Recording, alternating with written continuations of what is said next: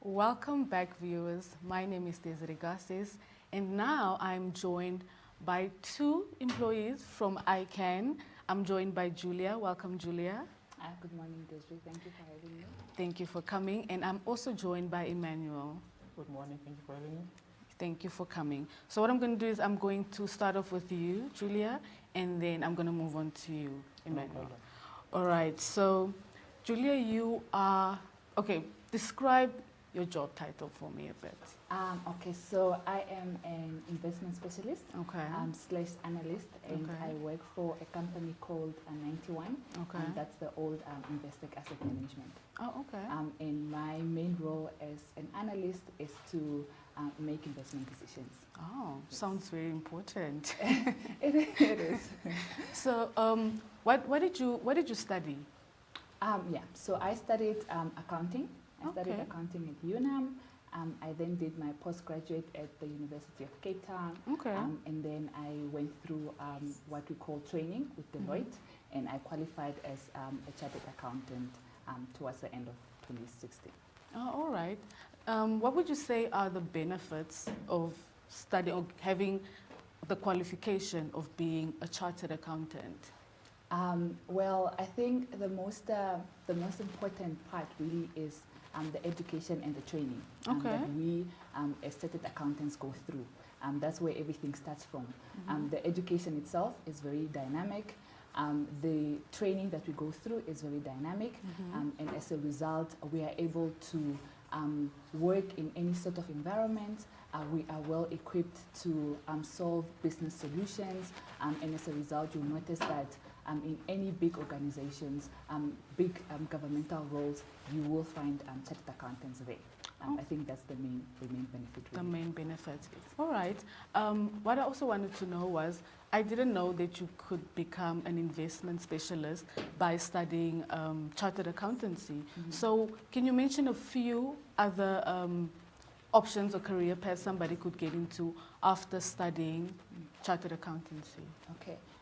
Well, that's I guess the one misunderstanding that we've realized that is out there in the market. Yes. People must understand that being a chartered accountant, you are trained in 4 specialties. Oh, okay. Right.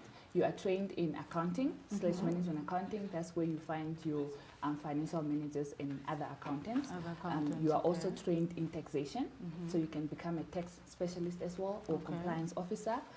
You are also trained as an auditor. Okay. That's why you'll find what we call chartered accountants in public practice. And then you have the other part, which is financial management. Oh, And that okay. is where I fall under. Where you are, So right, you have all 4 right. major parts where you can specialize in any of the 4. Oh, okay. And which one did you specialize in? Financial management. Financial management. Okay, because like you mentioned before, most of us who aren't in the accounting field just have this this view of accounting. It's just about the numbers. It's just about doing accounting. So what I also wanted to know was, when you study chartered accountancy, or when you are an accountant, does it mean that you only work for like a specific firm? Can somebody be a freelance or a private accountant?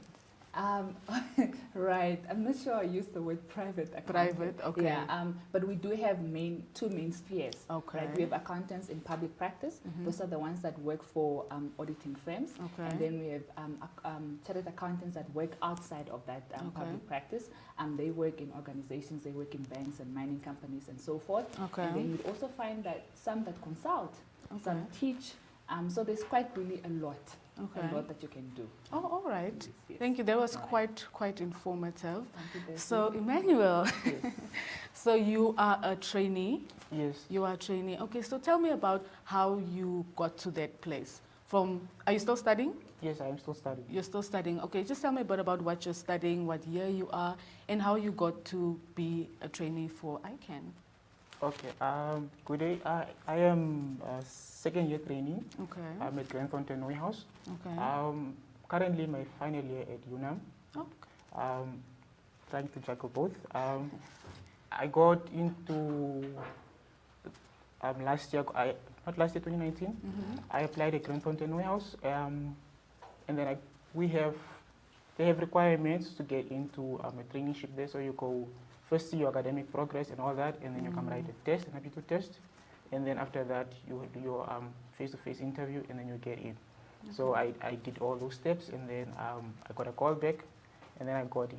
So, which I did not think I would, but then I did, and I was very happy. You did? Yes. Oh, wow. Because I've actually, from experience of like being friends with people who studied accounting, I know that it can be quite taxing to study accounting. And considering that you are doing that and you are still working, kudos to you for that. So I wanted to know, what drew you to accounting? What prompted your love in accounting to be like, I'm going to study this and this is going to be my career path? I would say grade 8. So you see, from primary school, we don't have accounting. Then you come into grade 8. Okay. I chose accounting as one of the extra subjects you choose. And then I think in second semester, my teacher, Ms. Garisas, came to me and then was like, there are certain options you can do. You are good in accounting. There are certain stuff you can do with your accounting qualification or studying accounting. And then what we are also trying to do, get people from as low as possible into the career. So she spoke to me and told me all the different paths you can choose, and then one of them was chartered accountancy, and since then that has been the route. Oh, okay. Yes. Another thing that I actually wanted to know was, you are a trainee. Yes. And you are still studying. Yes. So now you are kind of you're dabbling a bit in the corporate world. Yes. What would you say are the things that you have learned from being a trainee? One of the most important skills we learn is not just me juggling both, but as a trainee is hard work. Because we don't have 90%, you don't have the 9 to 5 or 8 to 5 job. You work overtime and you still need to make provision for your social life, your family. Some people come in already married and having kids, so you need to make sure you are able to juggle between your professional life and your personal life. And that's one of the pillars that we learn in accounting, which is actually, it benefits you, it builds you to become a stronger person, because you have to be able to understand another person's pain and also be able to do your own job at the same time. At the same time. Yep. Okay. Considering Julia mentioned that you can specialize in many different fields in accounting. Lastly, I just want to know what is it that you would like to specialize in eventually?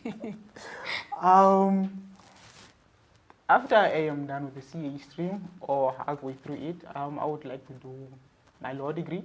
Okay. And then still continue in the audit world. And most likely the partners at Grand Fountain somewhere will let me become also a partner with them. So I would like to still stay in the audit world, but just have a commercial law degree. Okay, so the aim, or I think the aim also with ICAN is to try to motivate people to also stay within the accounting or audit firms, so that we can bring more people into audit, because trainees are very few. They are, okay, Yes. okay.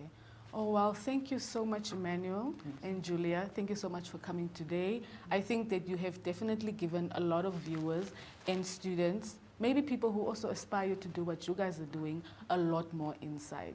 Thank you. Thank you, Daisy.